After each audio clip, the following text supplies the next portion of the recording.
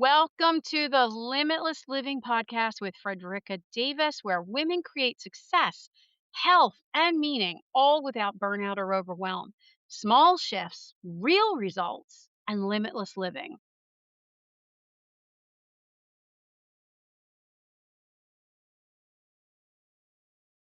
Welcome back to the Limitless Living Podcast. I'm your host, Fredricka Davis, and today is Reinvention Saturday.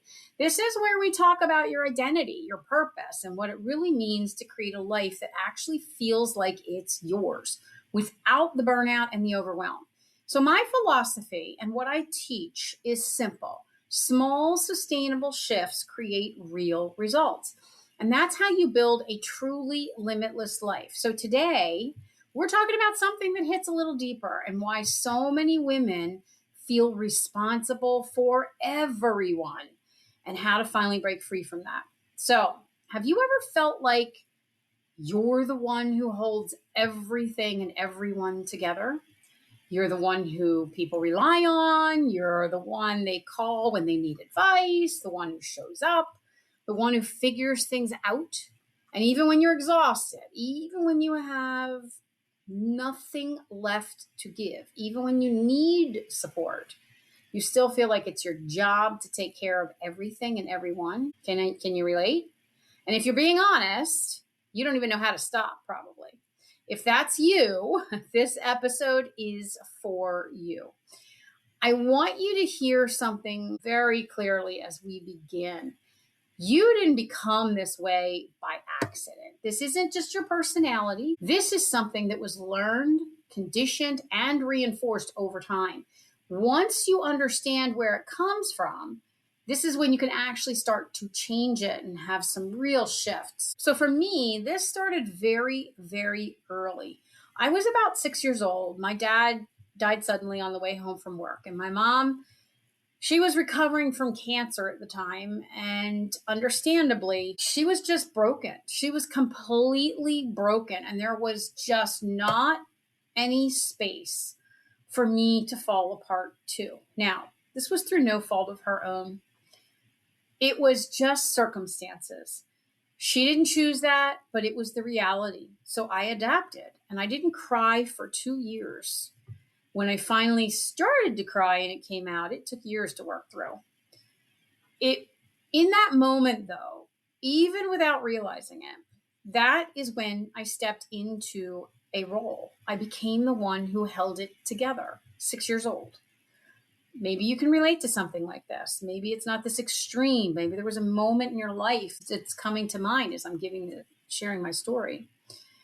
But I became the one who didn't need anything, the one who adapted, the one who took care of what was needed to be taken care of. And at 6 years old, that pattern, it stayed. It didn't go away. It followed me. It wasn't temporary. It went through my teenage years, through my relationships, through different seasons of life when I found myself again and again, over and over in these situations where the people who were supposed to show up for me either couldn't or didn't. So what did I do? I learned I was the one who had to get things done. I did what had to be done. I got stronger. I handled it. I took care of everything. And then over time, that didn't just become something I did. It became who I was. The fixer, the problem solver, the strong one, the one, you want an emergency. I'm still that person in many, many ways. But here's what I had to learn, that identity, it comes with a cost. This is what I see with so many women. You don't consciously choose this. You've likely adapted to your environment, whether it started in childhood or later. Maybe it was a divorce. Maybe it was a lost job. Maybe it was a disappointing something. You learn that being the responsible one, the strong one, the dependable one, the one that keeps things safe, keeps things stable, keeps things moving forward, you learn to be that one. But over time, this role is costing you. The role starts to really cost you. Because here's the truth. When you feel responsible for everyone, you end up abandoning yourself. I see this with friends. I see this with clients all the time. Your needs get pushed down, your emotions get minimized, your boundaries disappear if you ever even had a chance to have some. And over time, it creates exhaustion, resentment, disconnection, and sometimes full on burnout. And it's not because you're weak. If that happens, it is not because you're weak. It's because you've been carrying too much for far too long. I know this personally. My body breaking down, my autoimmune struggles, this was a piece of that. If you've listened to any other podcasts, you've heard bits and pieces of that. And this matters more than most women realize, because you cannot build a meaningful life. You cannot build a healthy body that will stay that way, or a sustainable business from a place of constant over responsibility. Responsibility itself is not the problem. We need responsible people. But when you are over responsible all the time, something eventually breaks and something will have to change. And I know some of you are out there thinking, wait a minute. Okay, I have to be. If I don't do it, nobody else is going to do it. I can hear the words going through your head because I've had them myself. And, nobody else is going to do this. I better do this. And if I want anything done right, I might as well do it myself, because they're not going to have to do it right. I'm going to have to do it over again. Okay, I've got them all, ladies. So if you're thinking like that, as you're listening to me, I want you to catch yourself and realize these are stories. They're stories we tell each other. And I see it with clients all the time, women who are incredibly capable, incredibly giving, incredibly strong, and completely drained. Success on the outside, it's not anything if you're exhausted on the inside.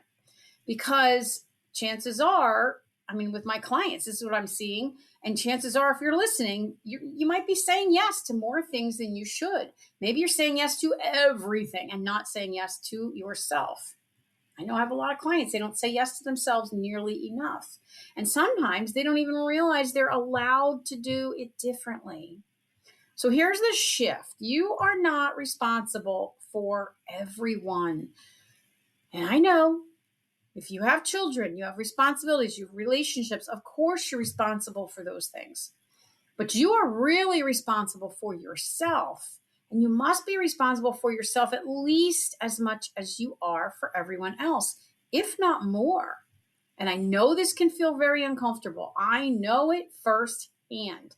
It can feel wrong, because when you have been conditioned to take care of everyone else, choosing yourself can feel like you're letting people down, but you're not. You're just rebalancing.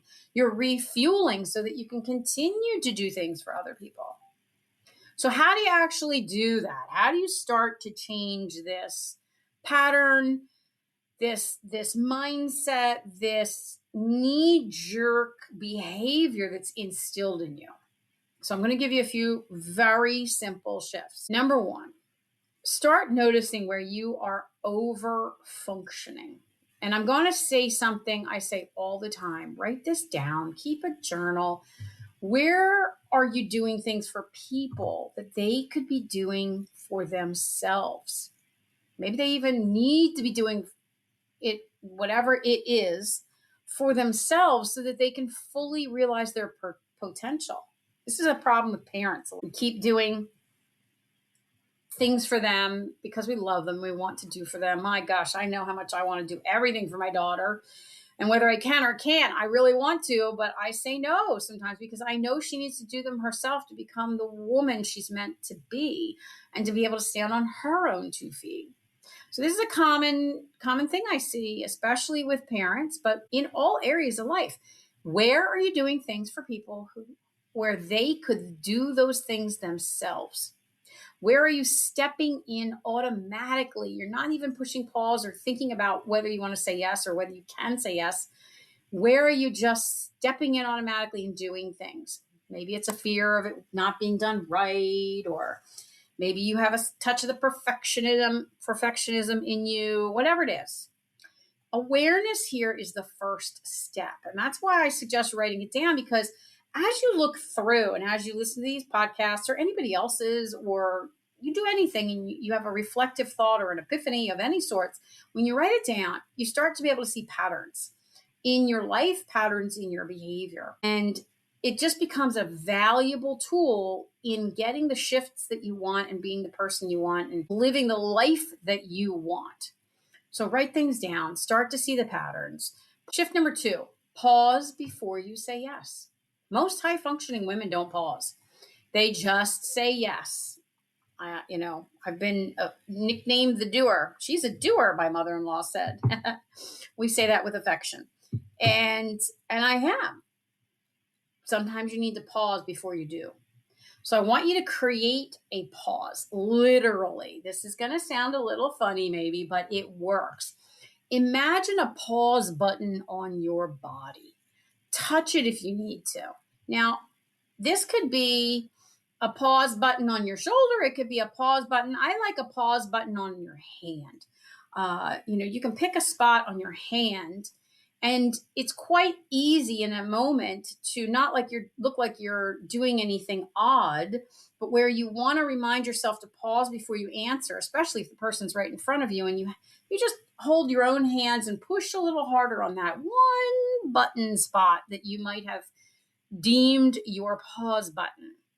And ask yourself, do I actually have the capacity for this? I don't mean just to have the time. I mean, do you have the capacity? That means, do you have the energy?